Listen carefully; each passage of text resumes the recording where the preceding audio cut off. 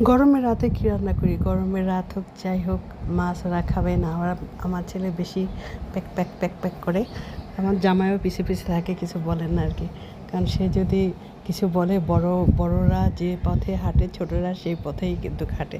ও কিছু বলে না, চুপচাপ থাকে। কিন্তু আমার ছেলে মাছ খাবে না, সে হয় ডিম খাবে, নাহলে মানে অন্য কিছু খাবে, সে খাবে না। সে আবার চিংড়ি খায় না, বেছে বেছে বেছে খায়। তাই যাই হোক কী রান্না করব, তো দেখো 2টা চিংড়ি দিয়ে দিলাম আর 2টা ডিম ভেজে নিলাম। আর দেখি কাঁচা টমেটো নিয়ে আসছে বিকেলের দিকে, তা কাঁচা টমেটো দিয়ে একদম সিম্পল করে জিরার গুঁড়া দিয়ে কাঁচা মরিচ দিয়ে একটু টমেটো দিয়ে রান্না করলাম। যা খা, ডিম খা, আর চিংড়ি মাছও খা। আবার এমনভাবে রান্না করলাম, খুব মশলা দেখো, আদা রসুন ধনিয়ার গুঁড়া শুকনো মরিচের গুঁড়া কিছুই দিইনি।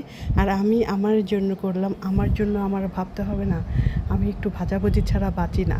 তো রাত্রেবেলায় আমি একটু পটল ভাজি করলাম। পটল আনে আরিশার আব্বু, পটল কেউ খায় না, কেউ পটল খায় না। আমি এই যে পটল ভাজা খাই, পটলের দোলমা খাই, আমি পটল দিয়ে সব কিছু খাই। পটল আমি সিদ্ধ করে ভর্তাও খাই।